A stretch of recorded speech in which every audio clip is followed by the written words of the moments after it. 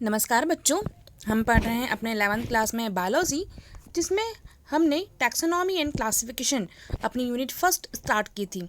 इसमें हमने ये देखा था कि टैक्सोनॉमी के जनक जो हैं या फादर ऑफ टैक्सोनॉमी कौन है?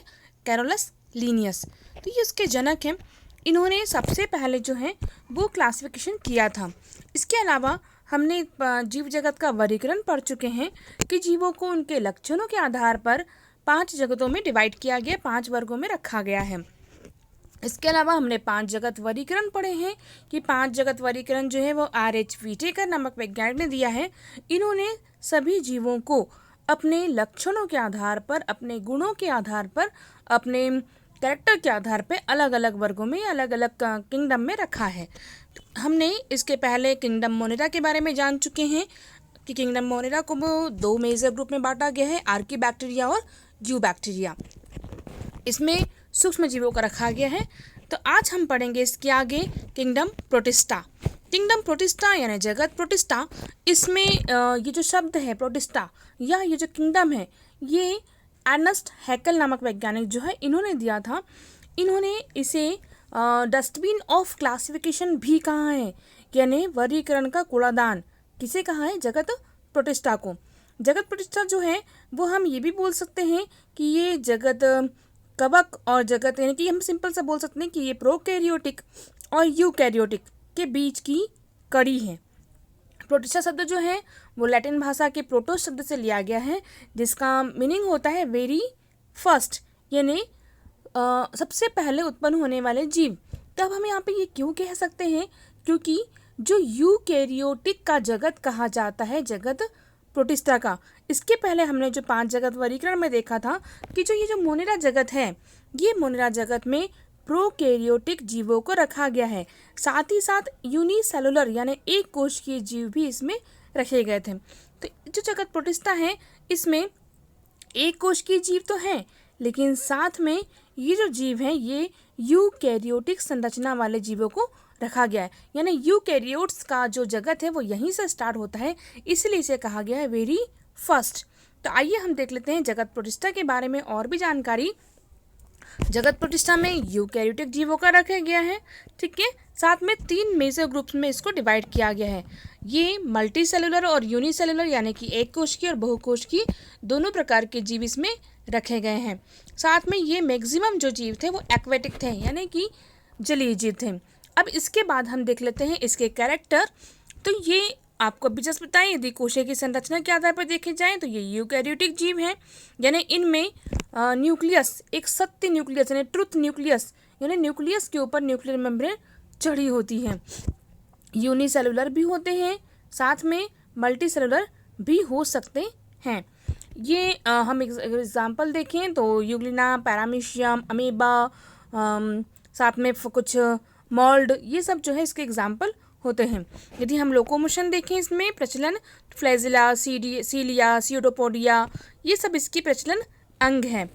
और यदि हम इसे पोषण के आधार पर देखें तो ये स्वयं पोषी भी हो सकते हैं, परपोषी भी हो सकते हैं, साथ में ये अपघटक के रूप में भी कार्य करते हैं। तो आइए अब हम देख लेते हैं इसके बारे में और जानकारी। ये जो है जगत प्रोटिस्टा की एक नॉर्मल यानी कि एक प्रारूपिक कोशिका की संरचना दी गई है आपको, जिसमें mitochondria, Golgi body, endoplasmic reticulum ये सब पाए जाते हैं। और न्यूक्लियस के चारों ओर, ये देखिए आप, ये न्यूक्लियस है, तो ये न्यूक्लियस के चारों ओर क्या है? न्यूक्लियर मेम्ब्रेन चढ़ी हुई है ना। ये साथ में ये जो है ये माइटोकॉन्ड्रिया है, एंडोप्लाज्मिक रेटिकुलम है, गोल्जी बॉडी है, साथ में इसमें लाइसोसोम भी पाया जाता है। तो ये सब क्या हुआ? यहाँ पे कोशिकांगों जो होते हैं ये पाए जाते हैं। तो ये हुई हमारी यूकैरियोटिक कोशिका, ठीक है। यानी एक सिंपल एक प्रारूपिक यूकैरियोटिक कोशिका, यानी कि प्रारूपिक प्रोटिस्टन कोशिका। इसके आगे हम देख लेते हैं इसमें लोकोमोशन यानी कि प्रचलन। तो लोकोमोशन के आधार पे इसमें 3 प्रकार के जीव पाए जाते हैं या 3 प्रकार का लोकोमोशन होता है। सीडोपोडिया के द्वारा, फ्लैजिला या सीलिया के द्वारा और कॉन्ट्रैक्टिव वैक्यूल के द्वारा। तो हम इसे और अच्छे से देख लेते हैं। सबसे पहले हम देखेंगे सीडोपोडिया। सीडोपोडिया को हम आभासी पैर या फॉल्स फूट भी कहते हैं।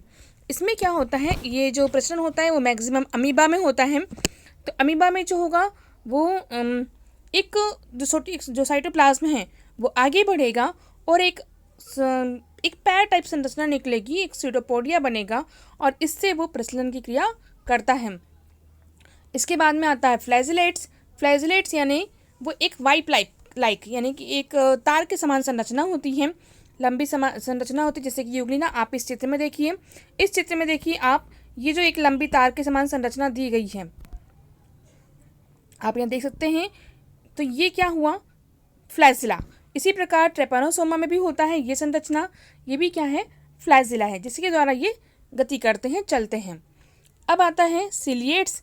तो सिलिएट्स में क्या होता है कि बॉडी के चारों तरफ एक रेसे टाइप संरचना पाई जाती है। आप देख सकते हैं यहाँ पे बारीक बारीक धागे के समान संरचना पाई जाती है। इस चित्र में भी आप देखिए बारीक बारीक धागे के समान संरचना निकली है। तो ये क्या है, सिलिया, जो बॉडी के चारों ओर पाई जाती है, जिसके द्वारा वो जीव जो होता है वो गति करता है, प्रचलन करता है। तो ये एग्जाम्पल हम देख सकते हैं पैरामीशियम में। ठीक है, ये पैरामीशियम है। पैरामीशियम में देखिए चारों तरफ क्या है, सिलिया पाए जाते हैं, जिसके द्वारा वो मूवमेंट करते हैं, अपने भोजन की तरफ आगे बढ़ते हैं। तो ये तो हुआ लोकोमोशन। इसके बाद में हम देख लेते हैं प्रोटिस्टा में पोषण, यानी कितने प्रकार का पोषण इसमें हो सकता है। तो हम देखें तो प्रोटिस्टा में जो होते हैं वो प्रकाश संश्लेषी पोषण होता है। तो प्रकाश संश्लेषी पोषण यानी क्या, कि जो जीव होते हैं इसमें, जो कुछ ऐसे जीव होते हैं जो अपना भोजन प्रकाश संश्लेषण के द्वारा करते हैं। प्रकाश संश्लेषण के बारे में आप जानते ही हैं, सूर्य की उपस्थिति में अपना भोजन स्वयं बनाना, तो वो कहलाता है प्रकाश संश्लेषण। इसे कहते हैं पादप समभोजी, यानी पादप के समान अपना भोजन तैयार करना, या इंग्लिश में इसे कहेंगे हम होलोफाइटिक। ठीक है, ये देखिए आप ये चित्र जो है ये यूग्लिना का है। ये यूग्लिना जो है ये इसका फ्लैजिला हुआ है ना। तो ये यूग्लिना है और साथ में ये जो है ये डाइटम्स हैं। ये डाइटम्स ये समुद्र में पाए जाते हैं और ये बहुत अधिक लाभदायक भी होते हैं। अब हम देख लेते हैं अगला है जंतु समभोजी, यानी होलोजोइक, यानी जंतु के समान निगलकर भोजन ग्रहण करना, ये कहलाता है जंतु समभोजी या होलोजोइक। इसमें जैसे आप अमीबा में देख रहे हैं चित्र में, देखिए अमीबा के पास में भोजन आया। अब ये भोजन के लिए ग्रहण करने के लिए इसमें क्या बना, ये सी शेप का जो एक बना, तो ये क्या करेगा, एक अब भोजन को अपने अंदर ले लेगा और इसके चारों तरफ ये मेम्ब्रेन चढ़ जाएगी। तो ये बना एक फूड वैक्यूल, यानी फूड वैक्यूल के अंदर ये भोजन आ गया। यानी क्या किया हमने, बोल सकते हैं किसने भोजन को निगल लिया, यानी जंतु के समान। इसलिए इसे कहते हैं हम जंतु समभोजी या होलोजोइक। इसी प्रकार अगला है मृतजीवी। तो मृतजीवी में क्या होता है, बे सिंपल सी बात है, मृत सड़े गले पदार्थों को या कार्बनिक पदार्थों को अपने भोजन के रूप में ग्रहण करना, ये कहलाता है मृतजीवी या सेफ्रोबिक। तो सेफ्रोबिक में क्या होता है, एग्जाम्पल में हम देख सकते हैं फफूंद, यानी स्लाइम मोल्ड। फफूंद जो होता है अपने घरों में भी देखा होगा, जो ब्रेड वगैरह होती है, अगर आपने काफ़ी दिन तक रख दिया तो उसमें एक फंगस लग जाती है, फफूंद लग जाती है, जैसे कि अचार वगैरह में भी लगती है ना, वाइट सा कलर का। आप इस चित्र में भी देखिए येलो कलर का, ये क्या है, एक फंगस है, फफूंद है। ठीक है, जो मृत जीवी है। इसके बाद में हम देख लेते हैं परजीवी। परजीवी यानी क्या, पैरासिटिक। पैरासिटिक यानी क्या, कि अपने भोजन के लिए दूसरे जीव के शरीर पर रहकर या उसके अंदर रहकर अपना जीवन यापन करते हैं, जैसे कि एंट अमीबा हिस्टोलिका, प्लाज्मोडियम, ट्रिपैनोसोमा। आपको यहाँ पर चित्र में दिख रहा है प्लाज्मोडियम। तो प्लाज्मोडियम जो है आप जानते हैं कि मलेरिया का वाहक होता है ना। तो ये प्लाज्मोडियम क्या होता है, शरीर के अंदर, यानी मच्छर के अंदर भी होता है, मादा मच्छर के अंदर, और जब वो हमारे अंदर हमें काटती है तो वो हमारे अंदर आ जाता है और ये मलेरिया का वाहक होता है। ये क्या है, परजीवी। इसके बाद में अगला है इसमें मिश्र पोषी। मिश्र पोषी यानी जिसमें दो प्रकार के भोजन की विधि होती है। जैसे कि हम देखें इस यूग्लिना को, तो यूग्लिना क्या करता है कि ये जो होगा, यदि ये वही समुद्र में पाया जाता है, जलीय जीव है, जब ये ऐसे स्थान पे है जहाँ पे सूर्य का प्रकाश इजीली मिल पा रहा है, तो ये क्या करेगा, प्रकाश संश्लेषणी क्रिया, यानी पादप के समान। लेकिन जब ये डार्क एरिया में है जहाँ पे प्रकाश नहीं पहुँच पा रहा है, वहाँ क्या करेगा, ये जंतु के समान भोजन ग्रहण करेगा, यानी होलोजोइक। तो ये दोनों के गुण होते हैं इसमें, इसलिए इसे कहा था मिश्र पोषी। अब हम देख लेते हैं प्रोटिस्टा में प्रजनन, यानी रिप्रोडक्शन इन प्रोटिस्ट। तो जो प्रोटिस्टा जो जीव हैं, इनमें यदि हम प्रजनन देखें तो दो प्रकार का प्रजनन होता है इसमें, एसेक्सुअल और सेक्सुअल, यानी अलैंगिक और लैंगिक। अलैंगिक प्रजनन में आप जानते हैं कि अलैंगिक प्रजनन यानी एक जीव से ही नई संतति का निर्माण होना, वो कहलाता है अलैंगिक जनन। और लैंगिक जनन में दो अलग अलग जनक मिलकर के एक नई संतति का निर्माण करना कहलाता है लैंगिक जनन यानी सेक्सुअल रिप्रोडक्शन। तो हम देख लेते हैं सबसे पहले असेक्सुअल यानी कि अलैंगिक जनन के बारे में। ये दो प्रकार का होता है, बाइनरी फिजन और मेनी डॉटर यानी कि मल्टीपल फिजन। तो बाइनरी फिजन यानी द्विखंडन। आप इस चित्र में देख रहे हैं अमीबा है ना। तो अमीबा क्या कर रहा है, इसमें सबसे पहले न्यूक्लियस का विभाजन हुआ, केंद्रक का दो भागों में डिवाइड हो गया। अब धीरे धीरे क्या हो रहा है, साइटोप्लाज्म दो भागों में डिवाइड हो रहा है, ये देख लीजिए यहाँ पर। धीरे धीरे क्या होगा, दो नई कोशिकाएं का निर्माण हो गया, यानी दो नई डॉटर सेल का निर्माण हुआ। किससे? एक जनक कोशिका से। तो हम बोल सकते हैं एक जनक कोशिका से दो नई कोशिका का निर्माण हुआ, इसलिए क्या हुआ, ये अलैंगिक जनन। और चूंकि ये दो भागों में बटा हुआ है इसलिए हम कहते हैं द्विखंडन या बाइनरी फिजन। इसी का अगला टाइप होता है मल्टीपल फिजन, यानी एक जनक से। यहाँ देखिए आप, एक जनक है, ये एक अमीबा है। ये क्या करते हैं, प्रतिकूल कंडीशन में, यानी जब इनको जीवन जीने के लिए सारी कंडीशन यानी कि एक उनके लिए अनुकूल कंडीशन नहीं मिल पाती है, तब ये अपने चारों ओर एक कठोर आवरण का निर्माण करते हैं। ये देखिए अब कठोर आवरण दिख रहा है आपको, तो ये कठोर आवरण का निर्माण करती है जिसे कहते हैं हम सिस्ट। ये सिस्ट जो होता है इसमें अंदर वो जीवित कोशिका है ना। अब ये क्या होगा, अंदर ही अंदर इसमें फिजन होगा यानी विभाजन। तो मल्टीपल फिजन होता है, बहुत सारी कोशिकाओं में विभाजित हो जाती है। देख लीजिए आप चित्र में बहुत सारी कोशिकाएं बन गई। जैसी अनुकूल कंडीशन आएगी तो ये जो सिस्ट है ये फट जाएगा। यहाँ देखिए सिस्ट फट गया है और प्रत्येक कोशिका बाहर निकल जाती है और ये प्रत्येक कोशिका से एक नई कोशिका का, एक नई संतति का निर्माण होगा। इसका मतलब क्या हुआ कि एक कोशिका से कई सारी कोशिकाएं बनी, इसलिए इसे कहते हैं हम मल्टीपल फिजन। ये जो होता है ये प्लाज्मोडियम में भी होता है और अमीबा में भी पाया जाता है। तो अब ये हुआ। अब अगले देखते हैं हम लैंगिक जनन या सेक्सुअल रिप्रोडक्शन। सेक्सुअल रिप्रोडक्शन भी दो प्रकार का होता है। इसमें युग्मनजी अर्धसूत्रन प्रकार का यानी sexual cycle of zygotic meiosis, ये देख रहे हैं आप जाइगोटिक मियोसिस, और ये जो है ये है गैमेट मियोसिस। आप इसमें देखिए ये एक कोशिका है, इसमें माइटोसिस विभाजन हो रहा है यानी समसूत्री विभाजन हो रहा है। समसूत्री विभाजन में एक कोशिका से दो कोशिकाओं का निर्माण होता है, दो गैमेट्स का निर्माण हुआ। अब इसमें क्या होगा, फर्टिलाइजेशन यानी निषेचन हुआ, दोनों गैमेट आपस में जुड़े और क्या बन गया, जाइगोट। ठीक है, इस जाइगोट में अब होगा मियोसिस विभाजन यानी अर्धसूत्री और होती है एक से चार कोशिकाओं का निर्माण। ये चारों कोशिकाएं अलग अलग यानी इंडिविजुअल होकर के, अलग अलग होकर के ग्रोथ करती हैं और एक नई कोशिका का निर्माण करती हैं। तो ये क्या हुआ, जाइगोटिक मियोसिस यानी जाइगोट में कौन सा विभाजन हुआ, मियोसिस। ठीक है, इसी प्रकार ये जो है वो गैमेट मियोसिस है। तो गैमेटिक मियोसिस में क्या हो रहा है, यही एडल्ट कोशिका है, एक नई कोशिका। यहाँ पर होगा मियोसिस विभाजन, जैसे इधर हो रहा है माइटोसिस यानी समसूत्री, वैसे इधर होगा अर्धसूत्री। यहाँ पर एक कोशिका है, चार कोशिका का निर्माण हुआ, चार गैमेट का निर्माण हुआ। ये गैमेट में फिर निषेचन हुआ, जुड़े, जाइगोट का निर्माण हुआ। जाइगोट में होता है यहाँ मायोटिक विभाजन। जैसे यहाँ पर मियोसिस हो रहा है वैसे यहाँ पर मायोटिक हो रहा है, समसूत्री विभाजन हो रहा है और इसमें दो कोशिकाओं का निर्माण हो रहा है। इन दो कोशिकाएं अलग अलग हो जाएगी और एक और नई कोशिका का निर्माण करेगी। तो ये होता है सेक्सुअल रिप्रोडक्शन। अब हम देख लेते हैं मेजर ग्रुप ऑफ प्रोटिस्ट यानी कि प्रोटिस्टा के मुख्य समूह। तो प्रोटिस्टा के तीन मुख्य समूह होते हैं, प्लांट लाइक, एनिमल लाइक और फंगस लाइक। प्लांट लाइक को हम बोल सकते हैं प्रकाश संश्लेषी प्रोटिस्ट। सेकंड जो हमने दिया एनिमल लाइक को हम बोलते हैं प्रोटोजुअन प्रोटिस्ट। और थर्ड है हमारा फंगस लाइक यानी उपभोक्ता अपघटक प्रोटिस्ट। ठीक है, तो हम इसे आगे और देख लेते हैं अच्छे से। सबसे पहले हम देखेंगे प्लांट लाइक प्रोटिस्ट। तो प्लांट लाइक प्रोटिस्ट यानी आपको नाम से समझ में आ रहा है, प्रकाश संश्लेषण द्वारा अपना भोजन ग्रहण करेंगे, प्रकाश संश्लेषण की क्रिया करेंगे। जैसे कि एल्गी आपको इस चित्र में दिखाई दे रहा है, यहाँ पे हाथ पर क्या है, एल्गी यानी शैवाल है ना। जैसे इसमें हम एग्जाम्पल के रूप में देख सकते हैं डायनोफ्लैजिलेट्स को यानी डाइटम्स को, यानी इसको मेनली तीन भागों में डिवाइड किया गया है, डायनोफ्लैजिलेट, डाइटम्स और रिग्लिनॉइड्स। तो जो डायनोफ्लैजिलेट्स होते हैं उसमें फ्लैजिला होता है लोकोमोशन के लिए यानी चलन के लिए, और डाइटम्स जो होते हैं ये डाइटम्स में भी जो फ्लैजिला है उनका अभाव होता है लेकिन क्लोरोफिल होता है, यानी इन सब में क्या हुआ, क्लोरोफिल पाया जाता है। डाइटम्स जो होते हैं वो बहुत इंपॉर्टेंट होते हैं, समुद्र में पाए जाते हैं। जैसे एक साबुनदानी होती है उस प्रकार से इसकी संरचना होती है। डाइटम्स के यदि हम देखें तो ये बहुत महत्वपूर्ण उत्पादक भी हैं समुद्र के में। ये प्रकाश संश्लेषण की तरह अपना भोजन बनाते हैं, तो जंतुओं के लिए क्या करेंगे, ये एक भोजन की तरह कार्य भी करते हैं। साथ में डाइटमी भूमि का निर्माण भी करते हैं।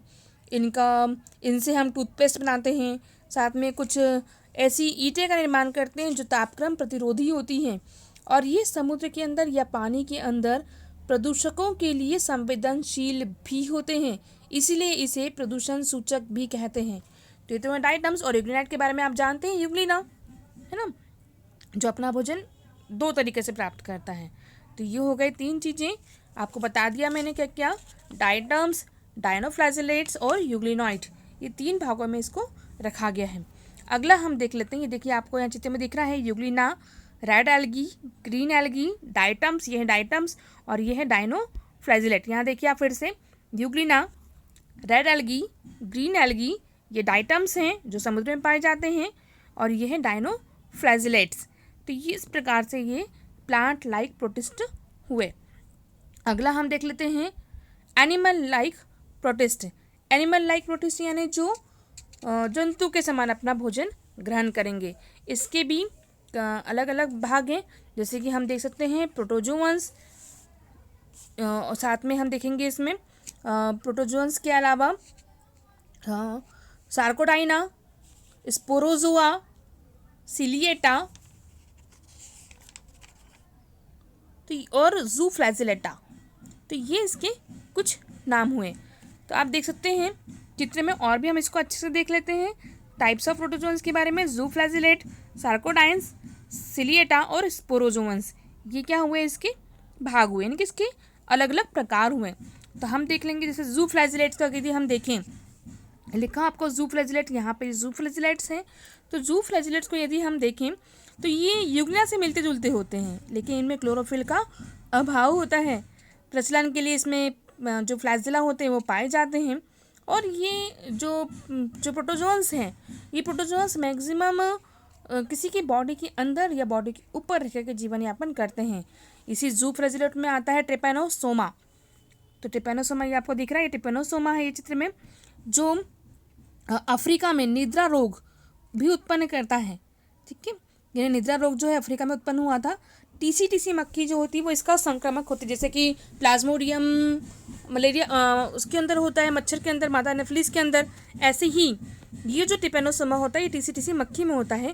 इसी प्रकार यदि हम देखें लिस्मानिया जो होता है वो सैंड मक्खी के अंदर होता है, और ये मनुष्यों में कालाजार नामक बीमारी उत्पन्न करता है। जियार्डिया को हम आंतों का परदादा कहते हैं, ये भी मनुष्य की आंत में या सूअर की आंत में पाया जाता है। इसके अलावा है ट्राइकोमोनास जैसे कि लीच, दीमक, ये सब भी जो होते हैं वो आंत में पाए जाने वाले सहजीवी के अंदर पाए जाते हैं। तो ये तो हुआ हमारा एक फाइलम जूफ्लैजिलेट। ठीक है, अगला जो होता है वो होता है हमारा सार्कोडाइन्स जो होता है, या सार्कोडाइनास जो होता है, इसमें एंट अमीबा हिस्टोलिका, अमीबा, ग्लोबेरियाना, तो ये सब भी जो होते हैं, ग्लोबीजेरिना, ये सब जो होते हैं ये भी सूक्ष्मजीव हैं जो परजीवी की तरह जीवन यापन करते हैं। एंट अमीबा हिस्टोलिका के द्वारा जो होता है वो पेचिस यानी डायरिया रोग भी उत्पन्न होता है। इसके बाद में हमारा सिलिएटा, तो जो सिलिएटा हैं वो हैं प्रोटोजोअन्स आते हैं इसके अंतर्गत भी, जैसे कि हम देख लें एग्जाम्पल में पैरामीशियम, और पैरामीशियम के अलावा इसमें होते हैं एलिफोटा और बैलेंटिडियम। तो ये सब जो होते हैं वो सिलिएटा के अंतर्गत आते हैं। इसको सिलिएटा क्यों कहा गया, क्योंकि इसमें प्रचलन के लिए सिलिया पाया जाता है। ऐसे ये स्पोरोजोआ, ये जो आपको लिखा हुआ है यहाँ पे स्पोरोजोआ, तो ये स्पोरोजोआ जो होता है, स्पोरोजोआ के अंदर प्लाज्मोडियम आता है, ये प्लाज्मोडियम मोनोसिस्टस आता है, और ग्रिगेराइना। तो ये सब जो है ये जीवों के नाम है जो इसके अंतर्गत आते हैं।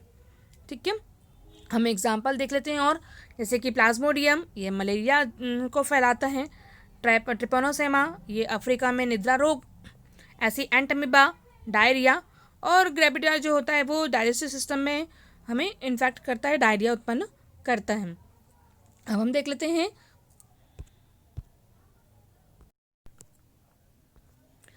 अगला हमारा प्रकार फंगस लाइक प्रोटिस्टम, ये जो फंगस के समान यानी उपभोक्ता अपघटक प्रोटिस्टम, जो फंगस के समान कार्य करते हैं, जितना जीवन यापन करते हैं, मृत सड़ी गली पदार्थों को अपने भोजन के रूप में ग्रहण करते हैं। इसमें सेल वॉल पाई जाती है, साथ में ये ऐसी जगह पाई जाएंगी जो नम होती हैं, जैसे मैंने आपको बताया था कि ब्रेड पे होती है, अचारों पे होती है ना। स्लाइम मोल्ड इसे कहते हैं हम। तो ये जो होता है इसे हम देख लेते हैं एग्जाम्पल में, डिकम्पोज़र होते हैं, यानी कि ये जो अकार्बनिक पदार्थ है उसको कार्बनिक पदार्थ में चेंज करते हैं। हम अपने सिलेबस में देखें तो अकोशिकीय श्लेष्म फफूंद है इसमें, और कोशिकीय श्लेष्म फफूंद, यानी इसका मतलब जो होता है वो एक्जिसियोमाइसिटीज़ और साथ में होता है मिक्सोमाइसिटीज़। तो ये सब जो होते हैं ये फफूंद है, फंगस है, जो अपने जीवन यापन जो होता है वो किसी सजीव के ऊपर करते हैं। ये कई सारी बीमारियां भी फैलाते हैं, जैसे आलू में फाइटोप्थोरा बीमारी हुई थी, आलू में जो एक अंगमारी रोग हुई थी वो हुई थी फाइटोप्थोरा के नाम से। ये इतनी ज़्यादा भयानक हुई थी कि पूरी की पूरी आलू की फसल जो होती वो नष्ट हो जाती है। इसके अलावा कई जंतुओं में बीमारी उत्पन्न करते हैं। तो ये था आपको चैप्टर जगत प्रोटिस्टा, आपको समझ में आया होगा। आपने मेरा वीडियो देखा उसके लिए बहुत बहुत धन्यवाद।